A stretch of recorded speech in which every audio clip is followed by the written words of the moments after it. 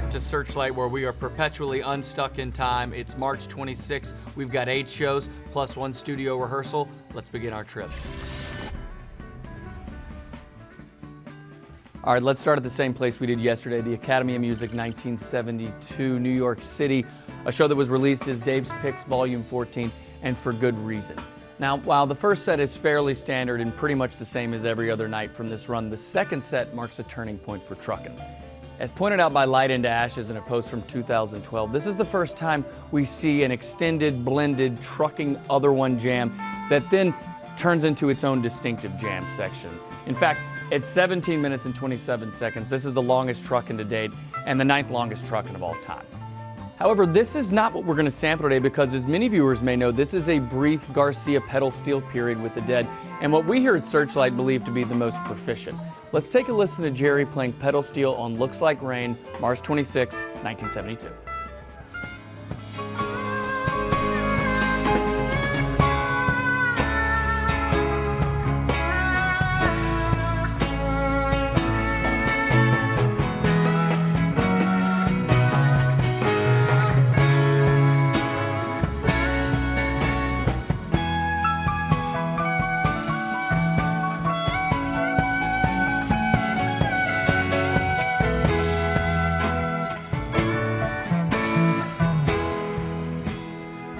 Garcia played pedal steel and Looks Like Rain all 7 nights during this Academy of Music run and would play it 3 more times during the European tour. Let's go to Baltimore, 1973, another Dave's Picks here, Volume 54, a show that's always been on our radar purely based on the fact that Wolfman Jack kicks off the second set with a band introduction, but starting at He's Gone is where things get interesting, and this Weather Report Suite Prelude is where things get very interesting, because up until September 8, 1973, the Weather Report Suite Prelude was never actually played as a prelude for the Weather Report Suite. It actually served as a prelude for songs like Dark Star and Eyes of the World, but tonight in Baltimore, for the first and only time, it emerges out of truckin', nearly morphs into a darkness jam, and then goes into Wharferette. So I want to pick up 1 minute and 10 seconds into this jam, and I want you to listen as the band nearly slides into that darkness jam and then creates a new sonic landscape there for the patrons at the Baltimore Civic Center.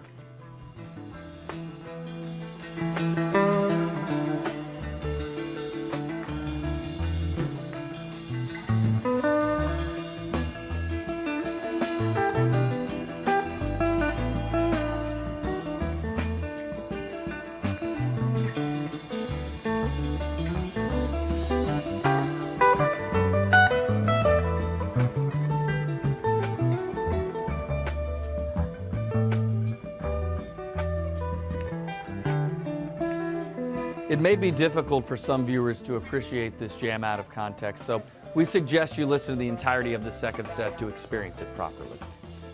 Let's continue to work our way south, a familiar venue here in Virginia, the Hampton Coliseum, 1988, a show that has received a fair amount of flack online for a botched attempt to cover Bob Marley's Stir It Up. But thanks to some bootleg videotapes and some remastering work done by Chris Hazard, what we actually have here is a playful and spontaneous moment on tour, and really something that we search for every day here on Searchlight. You'll see 16 minutes and 46 seconds into this first set, Bob Weir picking up his slide with every intention to play New Minglewood Blues. But as we fast forward 20 seconds, we will see and hear Jerry playing the first few notes of Stir It Up, which causes Bob to return his slide back onto the equipment case and join in on the fun. Let's have a look and listen.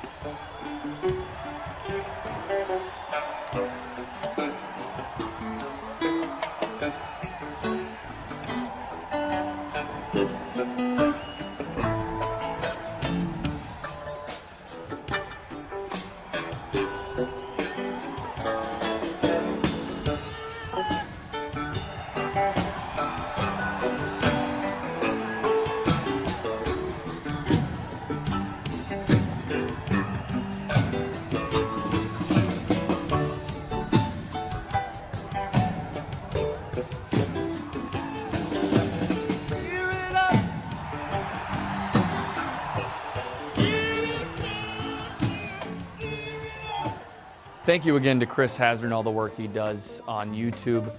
Let's go to Hartford for yet another Dave's Picks from March 26th, this being Volume 36, and what we believe is David Lemieux's first Grateful Dead show in a mix that really puts you in the Civic Center and allows you to hear the crowd's excitement to have the band back on stage during this highly anticipated 1987 spring tour. We like this Desolation Row, and Phil sounding particularly powerful during this I Need a Miracle coming out of space.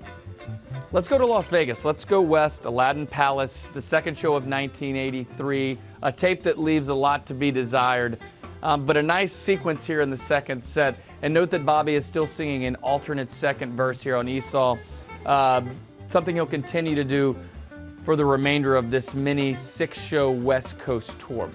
Now let's go to Anaheim. Let's clear something up here in 1968. This is a show that's listed incorrectly in my Dead Base 9 and several different places on the internet. Not a show here on March 26th of 1968. This is mislabeled and incorrect. I believe it's March 8th or 9th. Corey Arnold cleared this up for us on Lost Live Dead. Again, 1968, not a show on March 26th. Let's go to the Bay Area, 67 and 75. 67, again, the Avalon Ballroom. No tapes from this weekend of shows. And unfortunately, something we'll encounter for the next 6 shows in 1967. Now, 1975, not a show, but fun to be a fly on the wall during these Blues for Allah recording sessions at Bob Weir's Aces studio in his backyard there in Mill Valley. Now, we like this this first track that includes some banter about the old jazz standard Misty and a surf rock jam that really doesn't sound like the Dead at all. Let's take a listen.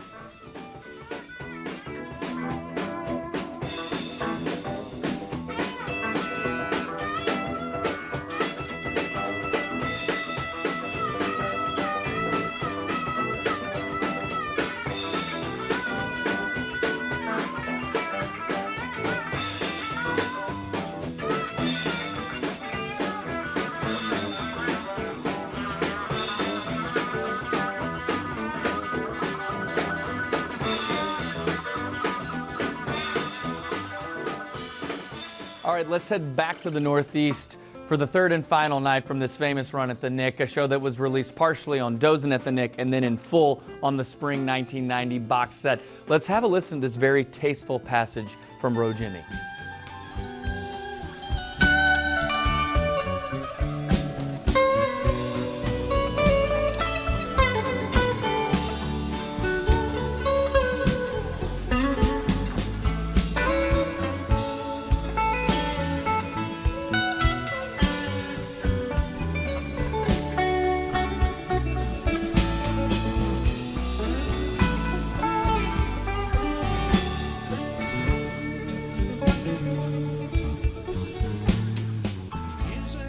Let's finish today in Atlanta, Georgia, the Omni 1995.